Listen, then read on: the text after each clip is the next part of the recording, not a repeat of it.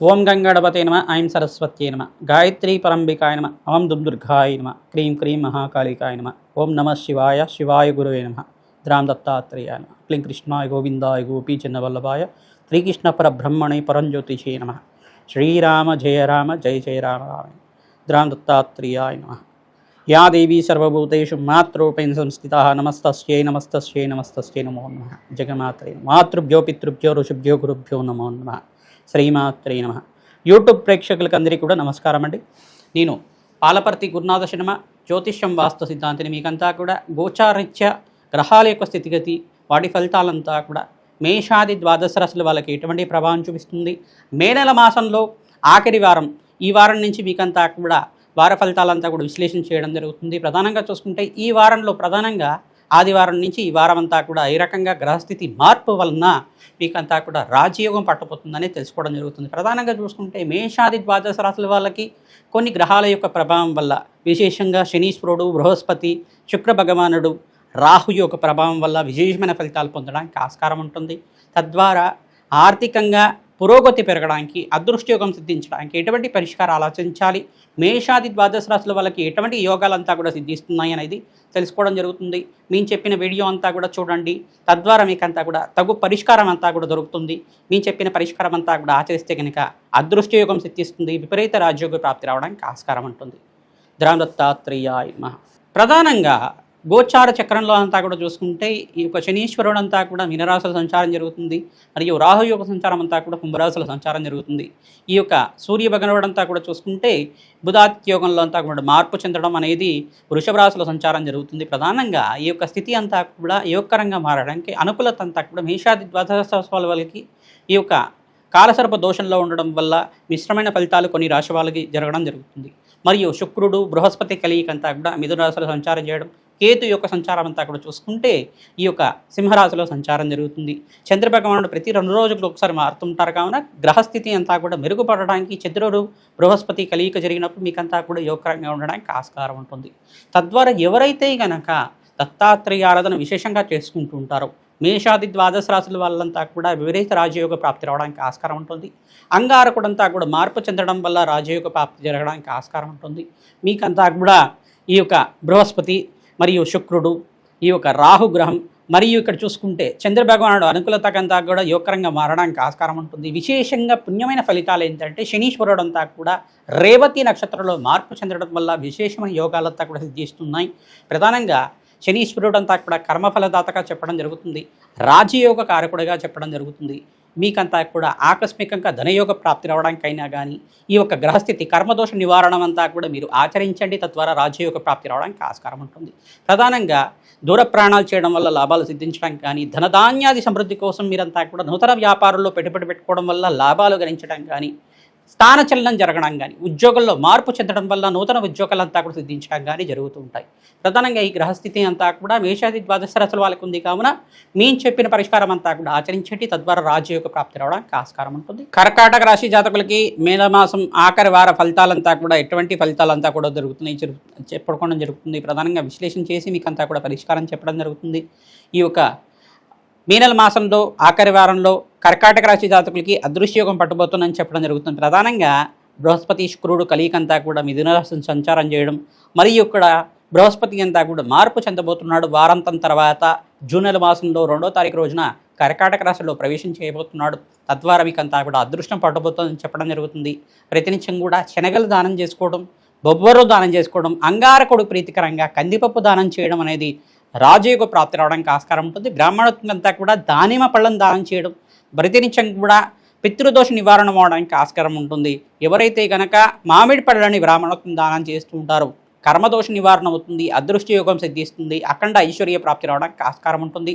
ప్రధానంగా బ్రాహ్మణానాం మమదేవానాం సాక్షాత్ నారాయణ స్వరూపాయ మహావిష్ణు స్వరూపాయన సంకల్పంతో కర్కాటక రాశి జాతకులంతా కూడా ప్రతినిత్యం కూడా బ్రాహ్మణత్వంకి స్వయంపాక దానం చేసుకోవడం, ఈ యొక్క అంగారక గ్రహదోష నివారణ మీరంతా కూడా చూసుకుంటే ప్రతినిత్యం కూడా కందులు కానీ కందిపప్పు కానీ దానం చేసుకోవడం వల్ల అదృష్టయోగం పట్టబోతుందని చెప్పడం జరుగుతుంది. ప్రధానంగా అప్పుల బాధలు తీరబోతున్నాయి. మీకంతా కూడా రాజయోగ ప్రాప్తి, విశేషమైన రాజయోగ ప్రాప్తి, గజకేసరి యోగం అంతా కూడా సిద్ధించడానికి ఈ వారాంతం తర్వాత మీకంతా కూడా సిద్ధించడానికి ఆస్కారం ఉంటుంది.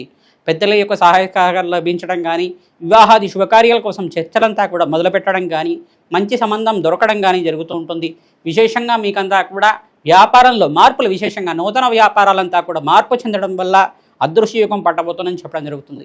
నూతన వ్యక్తుల యొక్క పరిచయం వల్ల, నూతన వ్యక్తుల యొక్క వ్యాపారంలో పార్ట్నర్షిప్ వల్ల అయినా కావచ్చు, మీకంతా కూడా అదృష్టయోగం సిద్ధించడానికి ఆస్కారం ఉంటుంది. బంధుమిత్రుల యొక్క సహాయ సహకారాల వల్ల, మిత్రుల యొక్క సహాయ సహకారాల వల్ల అదృష్టయోగం సిద్ధించడానికి ఆస్కారం ఉంటుంది.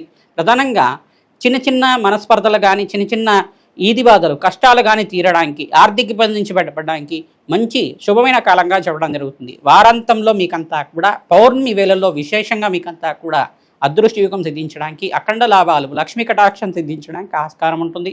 మంచి లాభాల కోసం మీరంతా కూడా లక్ష్మీ కుబేర శాంతి హోమాది కార్యక్రమాలు ఆచరించండి.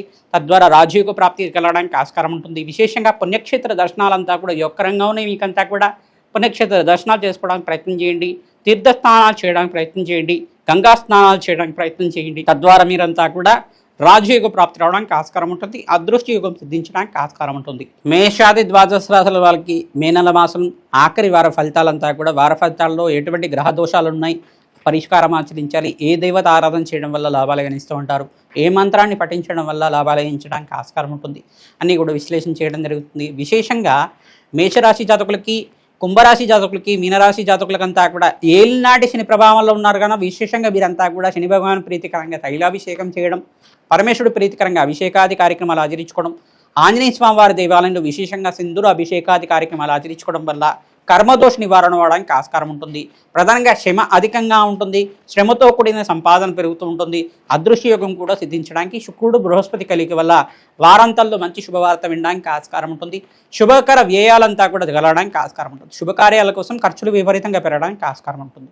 మరియు అష్టమ శని దోషంతో ఉండే రాశి ఏంటిదంటే ఈ యొక్క సింహరాశి జాతకులంతా కూడా విశేషంగా అష్టమ స్థానంలో శనీశ్వరుడు దోషకారిగా ఉన్నారు కావున విశేషంగా శని భగవానుడు ప్రీతికరంగా తైలాభిషేకం చేయడం, మన్యసూక్త పారాయణం చేయించడం, సింధూర అభిషేకాది కార్యక్రమాలు ఆంజనేయ స్వామివారికి చేయించడం, తమలపాకు పూజ చేయించడం వల్ల అదృశ్యయోగం సిద్ధించడానికి ఆస్కారం ఉంటుంది. మహాలక్ష్మీదేవి ప్రీతికరంగా తామర పూలతోటి, మల్లెపూలతో అర్చించడం మాత్రం చేత అఖండ లాభాలు గణించడానికి, మహాలక్ష్మీదేవి కరుణా కటాక్ష వీక్షలంతా కూడా లభించడానికి ఆస్కారం ఉంటుంది. ప్రతినిత్యం కూడా వెంకటేశ్వర స్వామి వారి ఆరాధన చేయండి. అఖండ ఐశ్వర్యం అంతా కూడా సిద్ధించడానికి ఆస్కారం ఉంటుంది కావున ఈ పరిష్కారం అందరికీ కూడా చెప్తున్నాం. విశేషంగా మరియు కన్యారాశి జాతకులకంతా కూడా సప్తమ స్థానంలో శనీశ్వర సంచారం జరుగుతుంది. సప్తమ దృష్టి అంతా కూడా రాశి మీద పడుతుంది కావున శనీశ్వర దోష నివారణార్థం మీరంతా కూడా అన్నదానం చేయడం, ఈ యొక్క పేదవాళ్ళకంతా కూడా అన్నదానం చేయడం, ప్రధానంగా అనాథాశ్రమంలో అన్నదానం చేయడం వల్ల అఖండ ఐశ్వర్య సంపదలంతా కూడా సిద్ధించడానికి ఆస్కారం ఉంటుంది. విశేషంగా గోమాత సేవ చేయడం వల్ల కర్మదోష నివారణ అవడానికి ఆస్కారం ఉంటుంది. హనుమతే శ్రీరామదూతాయ నమః నామాన్ని జపాన్ని ఆచరించండి. అదృశ్యయోగం పట్టడానికి ఆస్కారం ఉంటుంది. ప్రధానంగా శనీశ్వరుడు అంతా కూడా దృష్టి పడింది కావున ప్రబలంగా ఉంటుంది. కర్మదోష నివారణ కోసం ప్రయత్నించడం కూడా దత్తాత్రేయ ఆరాధన చేయండి. శని భగవాన్ ప్రీతికరంగా తైలాభిషేకం చేయడం, ఆంజనేయ స్వామి వారికి అభిషేకాది కార్యక్రమాలు ఆచరించుకోవడం, వెంకటేశ్వర స్వామి వారికి తులసిమాల సమర్పించడం వల్ల అదృష్టయోగం సిద్ధిస్తుంది. మరియు ధనస్సు రాశి జాతకులకంతా కూడా అదృష్టయోగం పట్టబోతుంది. విశేషంగా దశమ స్థానంలో శనీశ్వరుడు అంతా కూడా సంచారం చేయడం, ప్రధానంగా దశమ దృష్టి అంతా కూడా ఈ యొక్క శనీశ్వరుడు యొక్క దృష్టి అంతా కూడా రాశి మీద పడుతుంది కావున దశమ దృష్టి దోష నివారణార్థం మీరంతా కూడా శని భగవాన్ ప్రీతికరంగా తైలాభిషేకం చేయడం వల్ల అదృష్టయోగం సిద్ధించడానికి ఆస్కారం ఉంటుంది.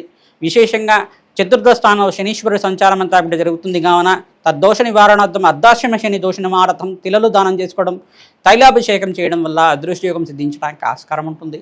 నవగ్రహ శాంతి హోమాది కార్యక్రమాలు ఆచరించాలి. తద్వారా లాభాలు గణించడానికి ఆస్కారం ఉంటుంది.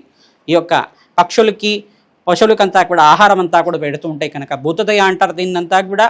ఈ రకంగా పుణ్య కార్యక్రమాలు ఆచరించండి. అదృష్టయోగం సిద్ధించడానికి ఆస్కారం ఉంటుంది.